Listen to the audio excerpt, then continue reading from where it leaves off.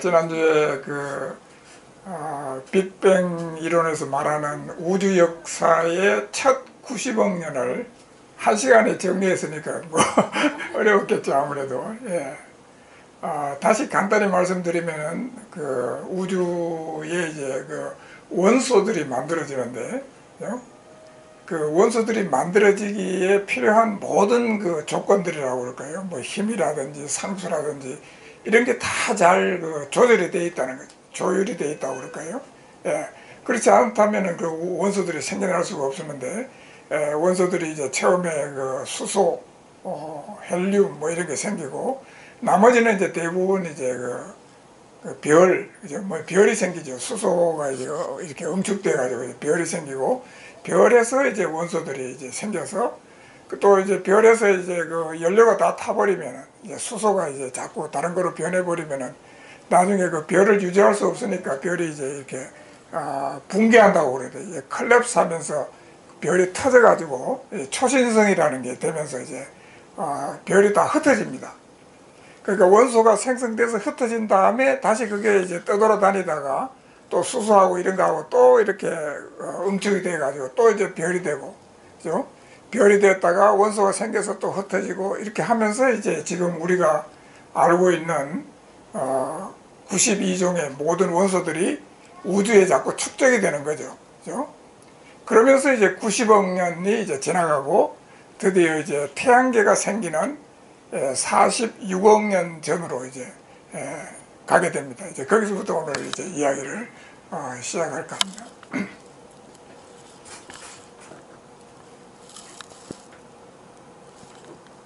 예, 좀 한번 목이 좋지 않아서 우리 또 이상형 형제가 좀 도와주시겠습니다. 46억 년 전 생명체에 필요한 모든 원소를 갖춘 거대한 성운 별 구름이 아마도 근처에서 폭발한 초신성의 충격으로 회전과 동시에 중력에 의한 붕괴를 시작했다. 중력 및 회전의 힘이 경쟁적으로 작용해서 이 성운의 중심은 원시별이 되고 주변은 납작한 원반 모양으로 변해 행성들의 모체가 되었다. 큰 이제 구름 덩어리가 구름이죠. 구름인데 거기 뭐 각종 원소들이 다 들어 있습니다. 수소, 뭐 헬륨, 뭐 그다음에 뭐 92종 원소들이 아마 다 들어 있는 그런 특별한 어떤 성운이라고 그래요. 별구름이라는 뜻입니다. 성운을 썼는데 주위에서 이제 과학자들이 추측하는 겁니다. 큰 초신성이 터지면서 우리가 이렇게 이제 뭐 채찍으로 우리가 이렇게 뭘 딱 하면은 이제 팽이가 돌아가잖아요. 그처럼 이제 그 충격으로 이제 구름 덩어리가 회전을 하고 또 그 충격으로 이제 붕괴를 시작하는 겁니다. 중력에 의해서 이제 응축되기 시작해가지고, 그게 이제, 뭐 이런 식으로, 여기 지금 그림이 있습니다. 여기는 입이 좀 납작해졌습니다만은, 그러면 이제 중력은 이제 중심으로 이제 물질들을 끌어당기고, 회전은 또 원심력에 의해서 바깥으로 이렇게 나가는 힘이 작용하죠. 그래서 결국은 이렇게, 납작해지고, 그죠? 그 가운데로 이제 점점 모여가지고 이게 이제 나중에 태양이 되고, 그 다음에 여기 이제 주변에 있는, 처음에는 이제 뭐 50개, 100개의 그런 작은 덩어리가 생겼다가 그것들이 합쳐져가지고 지금 우리가 알고 있는 수금지와 목도 천해명 하는 행성들이 됐다 하는 그런 얘기입니다. 원시별 중심의 온도와 압력이 매우 높아져서 수소핵의 융합이 일어나기 시작하여 이 원시별이 지금의 태양이 되었다. 원반 모양의 성운에서는 기체와 먼지들이 모여서 지금의 행성, 플래닛들로 변했다. 태양 가까이에서는 온도가 높아 기체들은 엉키지 못하고 녹는 점이 높은 물질, 철, 니켈, 알루미늄, 규산염 등이 엉겨 수성, 금성, 지구 및 화성이 되고, 먼 곳에서는 온도가 낮아 기체들, 주로 수소와 헬륨이 엉겨 목성, 토성, 천왕성 및 해왕성이 되었다. 네, 감사합니다. 지금 이제 이게 우리 태양계입니다. 여기 이제 큰 이제 해가 있고, 그죠? 태양이 있고, 그 다음에 여기 수, 금, 지, 화, 여기 지구가 아주 작죠. 이 목토, 천, 해, 명. 요거 지금 너무 작아가지고 행성의 지위를 잃어버렸습니다만은 하여튼 이런 식으로 되어 있습니다. 여기 이제 상대적인 크기를 보여주는 거거든요. 예. 보면은 마치 이쪽에 큰 행성들이 요거 지구를 좀 보호해 주는 것 같은 그런 느낌을 주고 있습니다. 예, 그럼 이제 1번부터 한번 또. 1. 태양은 태양계 에너지를 공급하는 거대한 핵 융합 발전소이다. 태양의 질량은 태양계 전체 질량의 99.86%를 차지한다. 예, 여기 핵융합 발전소라는 말이 나오는데 지금 아직까지 우리는 핵융합 발전소 만드는데 성공을 못했습니다. 열심히 지금 노력하고 있습니다. 우리가 알고 있는 그 핵 발전소는 핵 붕괴, 우라늄이니 뭐 이런 게 붕괴하면서 나오는 에너지를 이용하는 거고, 핵융합은 이제 수소 같은 걸 이렇게 융합시켜서 이제 에너지를 얻는 건데요.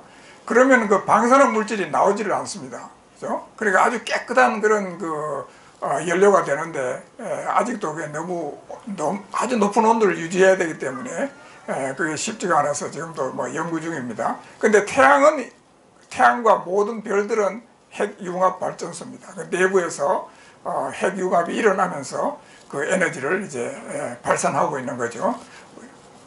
예, 그 다음 여기 놀라운 거는 사실 태양의 질량이 태양계 전체의 99.86%예요.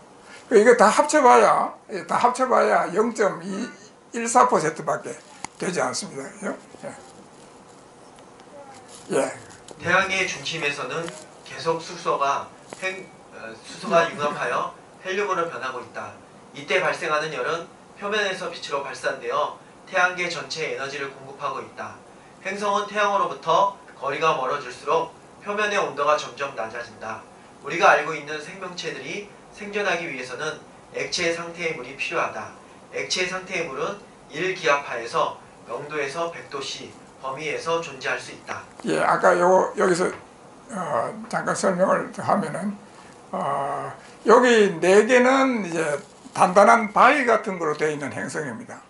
태양 가까우니까 기체는 옮길 수가 없어요. 온도가 높아서. 그죠? 그런데 이 뒤에 거는 다 기체들의 덩어리입니다. 그죠? 나중에 이제 그런 뭐 얘기가 나올지 모르겠습니다. 생명체가 이 기체에서는 살 수가 없잖아요. 기체로 된 행성에서는. 그죠? 그러니까 이 바위로 된 행성이라는 게 중요한 하나의 그 기준이 되겠습니다. 예, 그 다음에 여기서 중요한 거는 이제 태양이 있으면은 멀리 갈수록 온도가 점점 낮아지잖아요. 그죠? 예. 그리고 이제 생명체가 살 수 있는 것은 지금 우리가 알고 있는 생명체가 살 수 있는 온도 범위는 물이 액체 상태로 존재할 수 있는 0도에서 100도 범위. 그죠? 예, 100도 이상 되면은 수증기가 되어버리고 기체가 되어버리고 0도 이하에서는 얼음이 되어버리잖아요. 예, 거기서는 생명체가 살 수 없으니까 0도에서 100도 그 범위 내의 온도에서 우리가 알고 있는 생명체들이 물론 이제 지금 생명체 중에서는 좀 더 낮은 온도에서도 견디는 건 있습니다만 사람도 뭐 겨울에는 견딥니다만은 그런 하여튼 그 최적 온도는 0도에서 100도라는 거죠. 예, 한번 더 이렇게. 태양 주위에서 물이 액체로 존재해서 생명체가 서식할 수 있는 지역은 금성 바깥쪽으로부터 화성의 공정 궤도가 일부 포함되는 선까지이다. 예, 여기 말하는 생명체가 서식할 수 있는 지역, 여기 해비터블 존이라고 부르는데 영어로는 해비터블 존은 여기서 보면 이제 수금은 들어가지 않고 지구만 여기 해비터블 존 여기 들어가 있습니다. 유일하게 이 화성은 이제 궤도가 이제 해에 가까워질 때가 있어요. 가까워지면은 약간 여기 이제 들어갈 때가 있습니다. 나머지는 좀 너무 또 추워서 살 수 없는 지역이고 유일하게 지금 지구만 여기 0도 내지 100도씨 그 범위 내에 들어가 있다는 거죠. 예. 금성의 표면의 평균 온도는 462도이어서 액체에 물이 존재할 수 없다. 화성 표면의 평균 온도는 마이너스 63도이며 극지방에 두꺼운 얼음층이 존재한다. 화성이 태양 가까이 오면 적도 지역의 온도가 35도까지 올라간다. 그러나 표면의 대기 압력이 0.06 기압밖에 되지 않으므로 얼음이 녹아도 곧 수증기가 되어버린다. 지구만이 온전히 생명체 서식 가능 지역 안에 들어있다. 지구 표면의 평균 온도는 15도씨이며 기록된 최고 온도는 70.7도씨, 이란의 사막, 최저 온도는 마이너스 89.2도씨, 남극이다. 예, 금년에 또 이란이 굉장히 덥다고 그러더라고요. 실제 온도가 이제 거의 50도 올라가고, 체감 온도는 뭐 70도 올라간다고 그러는데, 지금까지 기록된 최고의 그 온도는 이란의 사막에서 70.7도가 기록된 적이었다고 그럽니다. 자, 여기서 보면은 이제 화성, 화성은 지구보다 이제 바깥쪽에 있기 때문에 평균 기온이 영하 63도고요. 잠깐 이제 그 적도 지역이 그 35도씨까지 태양에 접근할 때 올라갈 때가 있습니다만은, 그때 이제 얼음이 녹아서 물이 된다 하더라도 이 대기압력이 지구 대기압력의 0.006기압, 지구는 1기압이잖아요. 그죠? 근데 요밖에 되지 않습니다. 그죠? 그렇기 때문에 곧 그 물이 된다 하더라도 증발해 버립니다. 압력이 낮으면 증발해 버려요. 그러니까 그 화성은 사실 대기도 뭐 산소도 없어요. 산소도 없고 대기압도 아주 낮고, 그 다음에 기온도 너무 춥고 해가지고 사람이 살 수 없는 지역이죠. 그럼에도 불구하고 이게 마르스 원 프로젝트라는 게 지금 시행되고 있습니다. 한번 좀 읽어주시죠. 네덜란드의 한 민간 재단이 추진하고 있는 화성에 사람을 이주시키는 사업. 2024년부터 시작해서 경년으로 한 해에 4명의 선원을 보낼 계획임. 지구로 다시 돌아올 수 없음에도 불구하고 현재까지 20만 명이 지원함.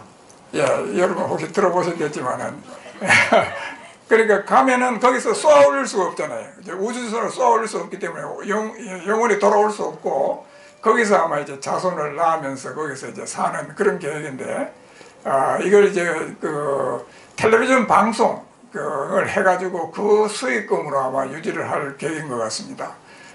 그리고 이제 우리가 이제 처음으로 이제 다른 그 행성에 가서 어떻게 악조건 하에서 살아남을지를 테스트하는 그런 거기 때문에, 뭐 나사 같은 데도 상당히 관심을 갖고 있습니다. 그러니까 처음부터 이제 다 물이며 공기며 이런 거 다 가지고 가야 됩니다.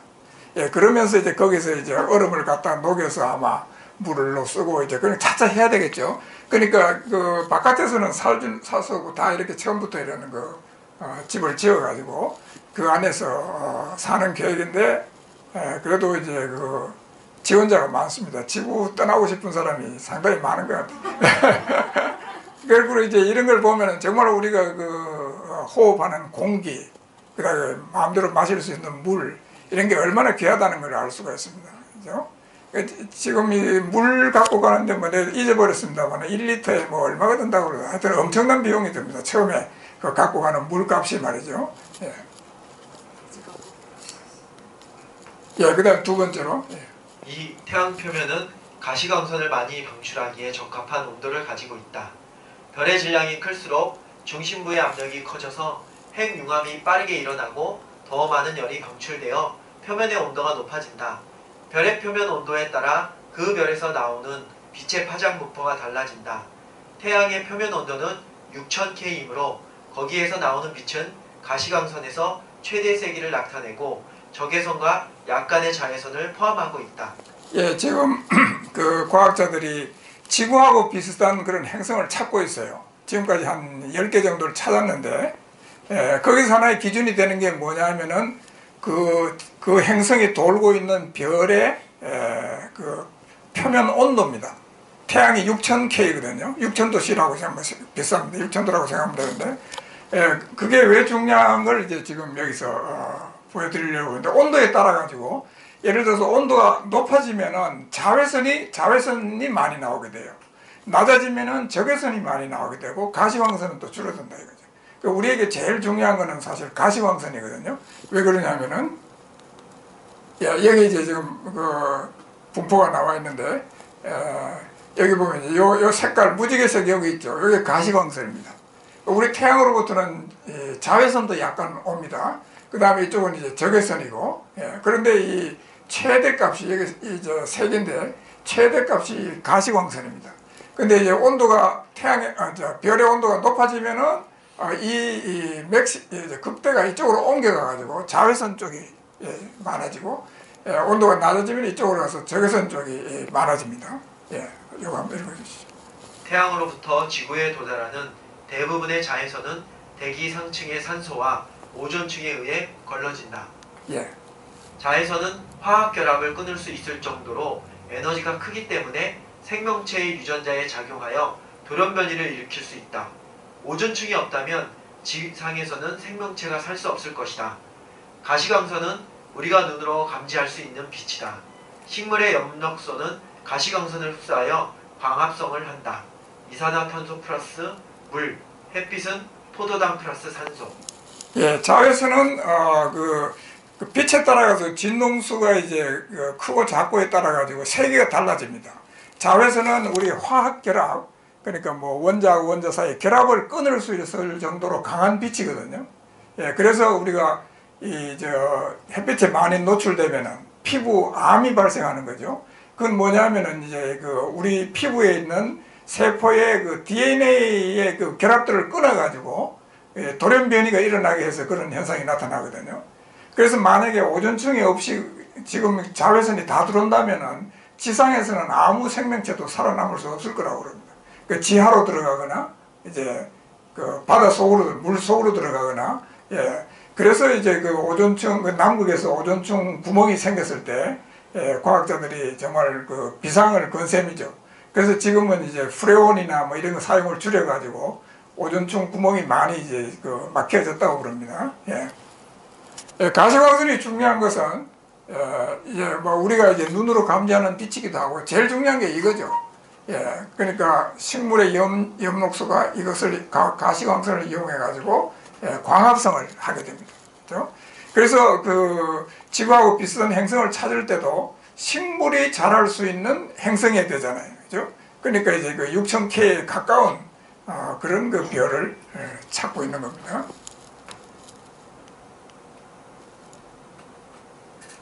예. 이때 생성된 포도당은 식물이 필요로 하는 영양분의 모체가 되고 동물은 식물을 먹고 살기 때문에 지구상의 거의 모든 생물은 태양의 빛 에너지로부터 양식을 얻고 있다. 적외선은 에너지가 작아서 광합성을 일으키기에 부적합하다. 이와 같이 태양의 표면 온도는 지구 위에 생명체가 필요로 하는 가시광선을 가장 많이 내도록 되어 있다. 예, 태양에 대해서 두 가지를 말씀드렸는데 첫째는 이제 거대한 에너지 원이라고 그럴까요? 열원이라고 그럴까요? 열을 내는 그런 이제 별이라서 태양이 태양계의 모든 에너지를 공급하고 있고 그것뿐만 아니라 그 6000개라는 특수한 그 표면 온도를 갖고 있어 가지고 식물이 자랄 수 있게 가시광선을 많이 내고 있는 그런 별이라는 거죠. 이번에 이제 지구에 대해서 잠깐 보겠습니다. 네. 3. 지구는 생명체가 서식하기에 적합한 크기와 질량을 가지고 있다. 지구는 중력에 의해 대기를 붙들고 있다. 행성의 질량이 작으면 중력이 약해서 대기를 유지하기가 힘들어진다. 질량이 작은 달은 거의 대기를 가지고 있지 않다. 대기 압력이 1기압보다 작아지면 물이 끓는 온도도 낮아지므로 물이 액체로 존재할 수 있는 온도 범위로 좁아진다. 대기압이 0.006기압 이하이면 예로 화성, 물이 액체 상태로 존재할 수 없다. 예, 그 다음에 계속했어요. 반대로 질량이 큰 행성은 중력이 커서 더 많은 기체를 붙들게 된다. 대기의 양이 많으면 대기 압력이 커지고 공기의 점성도가 커서 동물이 호흡하기가 힘들 것이다. 예, 아까 말씀드린 대로 이제 지구하고 비슷한 행성을 찾을 때 크기도 상당히 중요합니다. 그죠? 지구보다가 너무 커도 중력이 커서 대기가 너무 많아도 문제가 되고 그 다음에 이 크기가 작아가지고 중력이 약해가지고 대기가 너무 얇아도 문제가 된다 이거죠. 그죠? 예, 그러니까 지금 이제 지구는 딱 알맞은 크기에 적당한 대기를 갖고 있는 그래서 생명체들이 살기에 아주 적합한 그런 행성이라는 거죠. 예, 그 다음에 4. 지구 대기의 조성과 기압은 동물의 호흡과 식물의 광합성에 적합하다. 현재 지구의 대기에는 산소가 충분히 들어있고 20.9%, 지구 표면의 대기 압력은 1기압이므로 동물이 호흡하기에 적합하다. 화성과 금성의 대기는 주로 이산화탄소로 되어 있어서 동물의 호흡에 적합하지 못하다. 식물의 엽록소는 대기 중에 이산화탄소 0.038%를 사용하여 광합성을 한다. 예, 여기 현재 지구의 대기에 산소가 많이 들어있다고 말씀드렸는데, 과학자들이 처음 생겼을 때는 산소가 없었다고 생각하고 있습니다. 그죠? 그리고 지금 이제 발견하는 대부분의 행성들 보면 산소는 처음부터 없었어요. 그러다가 나중에 이제 아주 이제 미생물이라고 그러나요? 초기 생물이 생겨가지고 그것이 광합성을 하면서 산소를 내놓아가지고 이제 대기에 산소가 생겼다, 그렇게 보고 있습니다. 이제 그 문제는 이제 나중에 생명 문제를 다룰 때 다시 말씀드리기로 하겠습니다. 하여튼 지금 이제 산소를 갖고 있다 이거죠, 그죠? 그리고 이제 동물들은 다 이 산소로 호흡을 하고 있잖아요, 그죠? 그런 행성들은 사실 찾아보기가 쉽지 않습니다.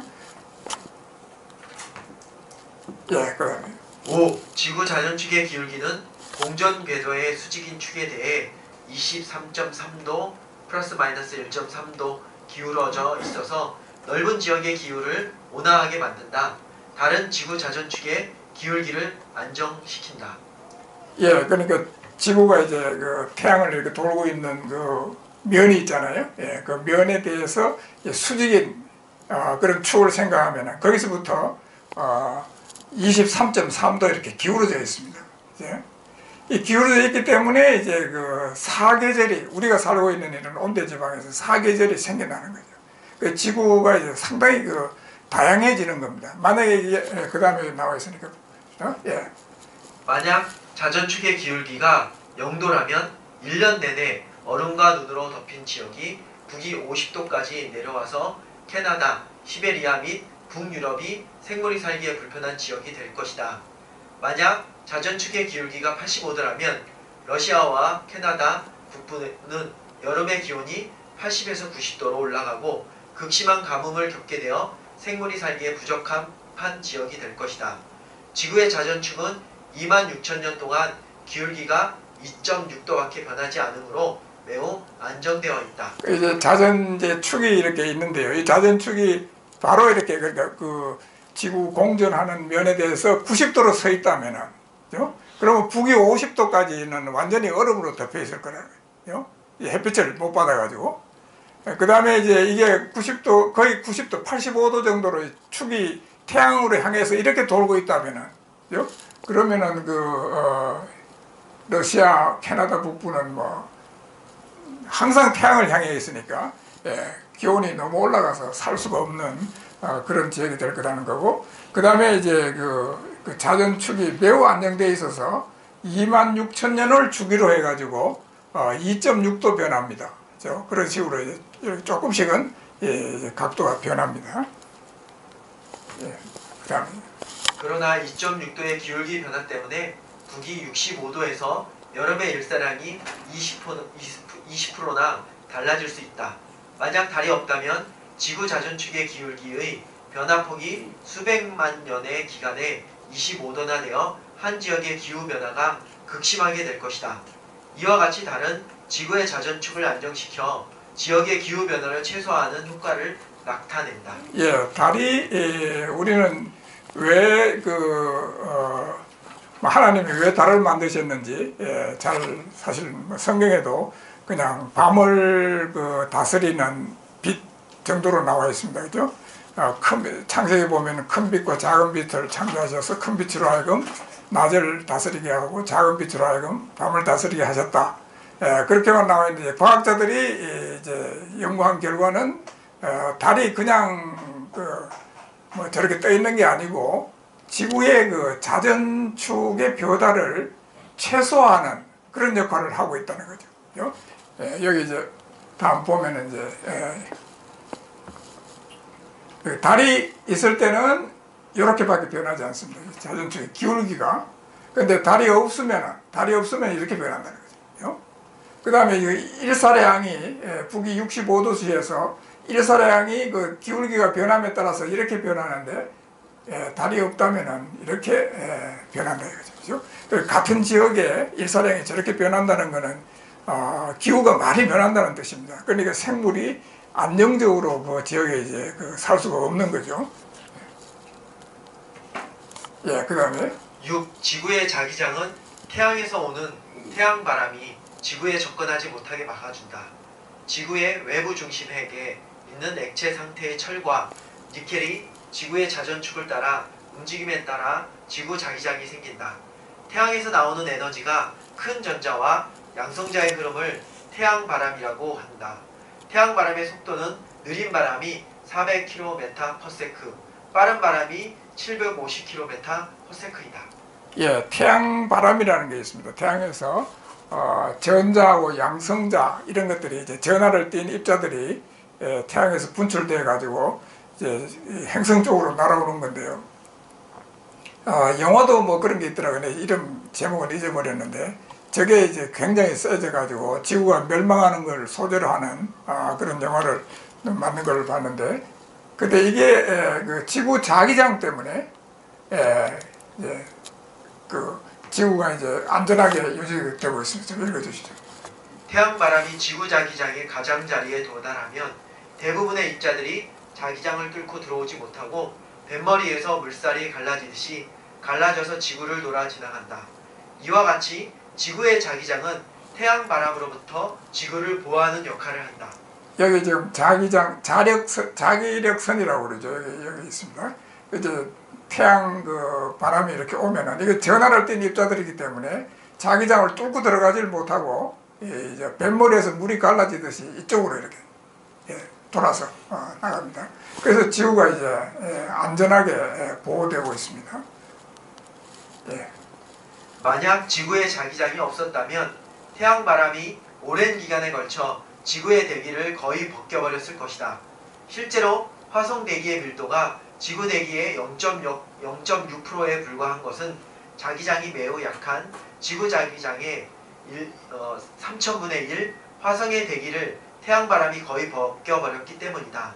태양바람의 전자들 중 약간은 지구의 자기장에 사로잡히는데 이들과 기체 원자들 사이의 반응에 의해 극광이 나타난다. 예, 태양 바람을 막아주는 것은 지구 자기장이 충분히 강하기 때문에 그렇다는 거죠.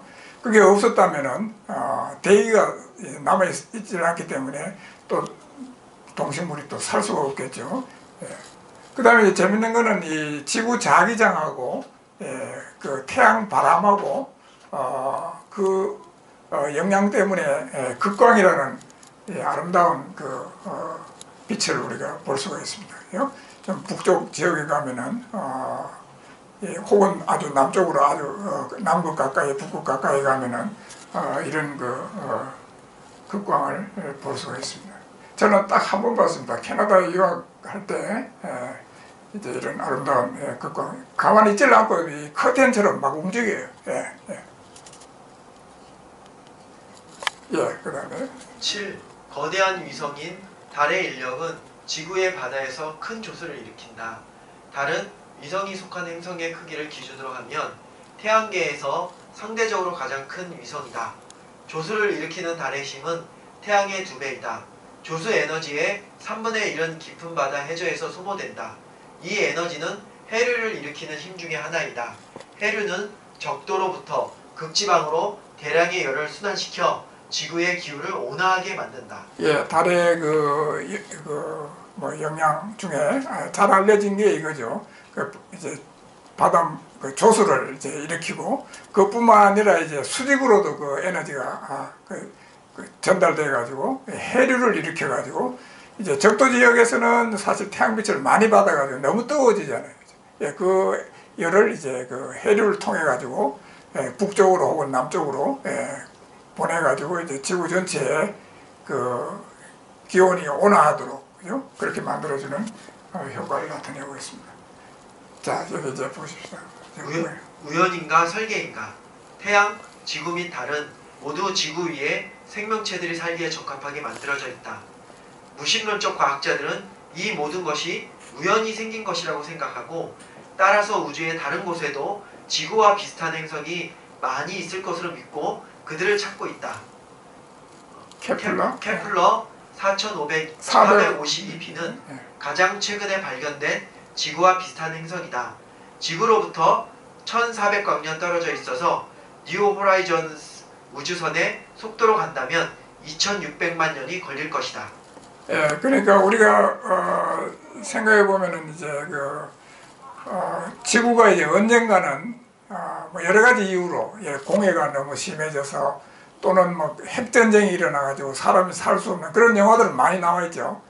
그렇게 되면 어딘가로 이제 이주를 가야 될 텐데, 그런 후보들로서 지구와 비슷한 행성을 뭐 찾는다고 볼 수도 있습니다. 하나의 목적. 근데 그 가능성이 약한 거는 너무 멀리 떨어져 있어가지고 여기 보면은 지금 최근에 찾은 거는 이 뉴 호라이즌스 명왕성 지나간 그 뉴 호라이즌소의 속도가 시속 5만 1000km거든요.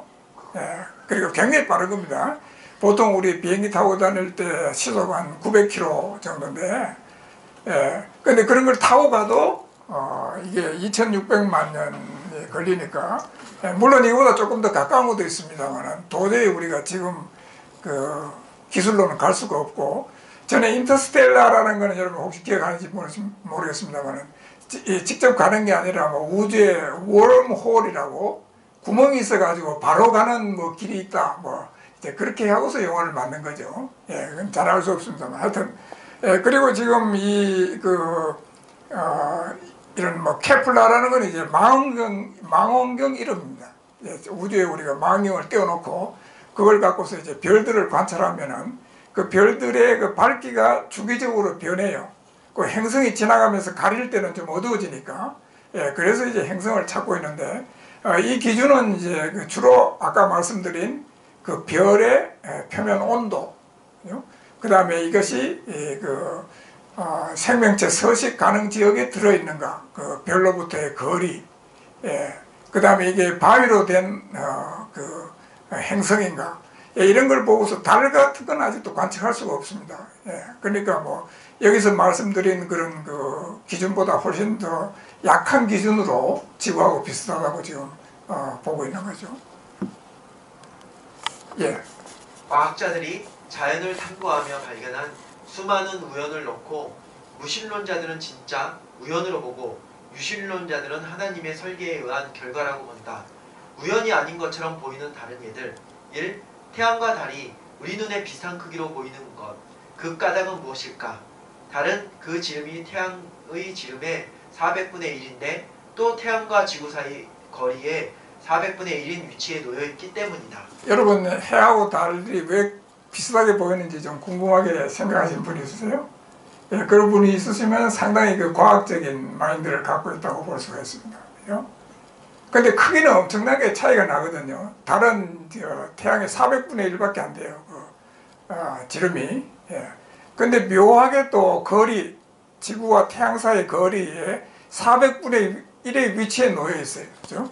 그렇기 때문에 계기일식이 일어나는 겁니다. 여기 보시면은 태양이 있고, 그 400분의 1의 지름을 가진 달이 딱 여기 그 400분의 1 위치에 놓여 있어요. 그죠? 그러니까 우리가 어떨 때는 지구에서 태양을 바라볼 때 이게 완전히 가린다 이거죠. 그죠?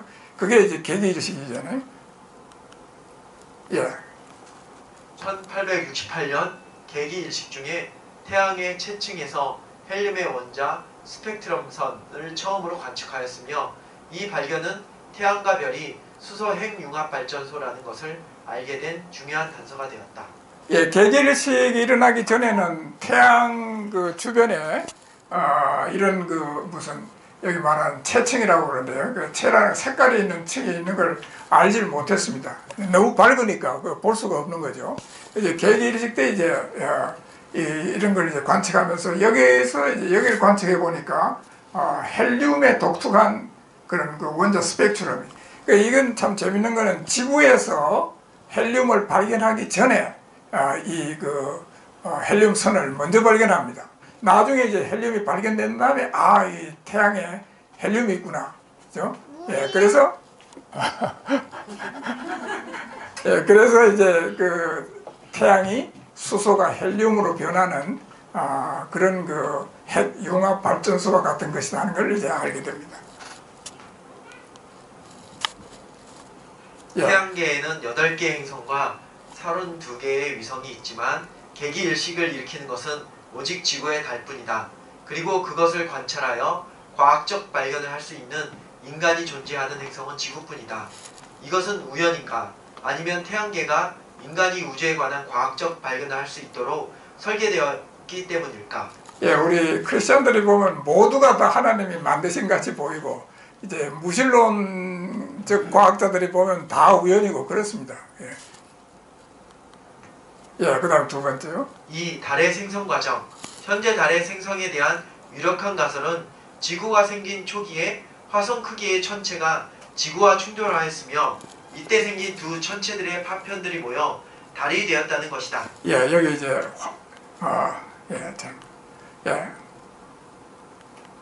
화성만한 이런 지구가 여기 이제 있습니다. 처음에는 이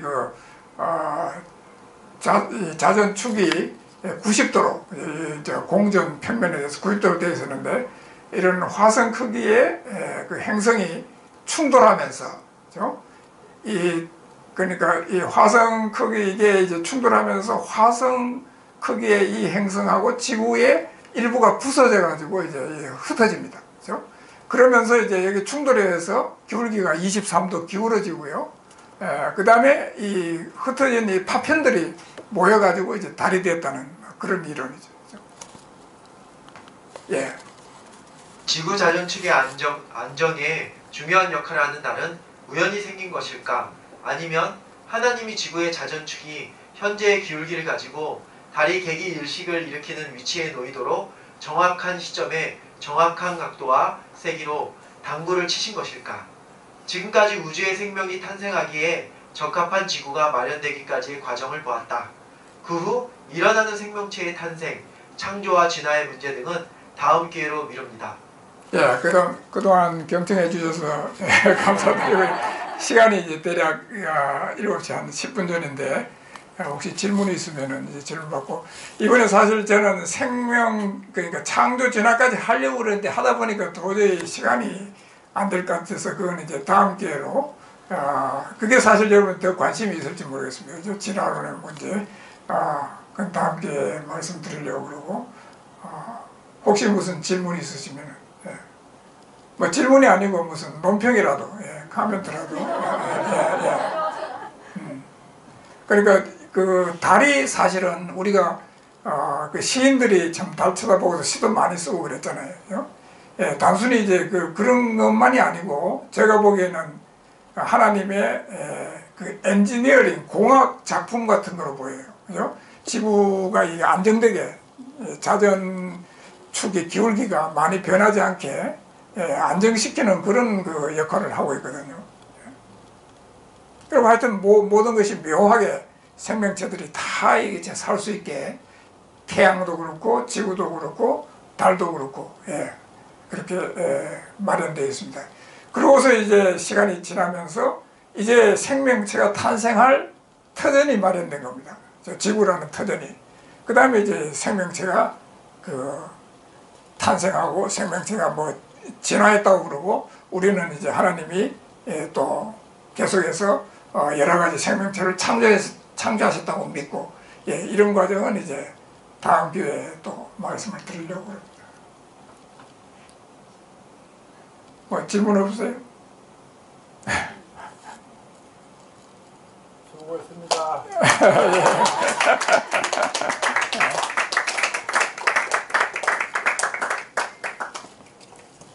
자, 기도 좀 해주시고. 네, 우리 또 3주 동안 강의해 주시느라 수고해 주신 우리 집사님께 다시 한번 감사합니다.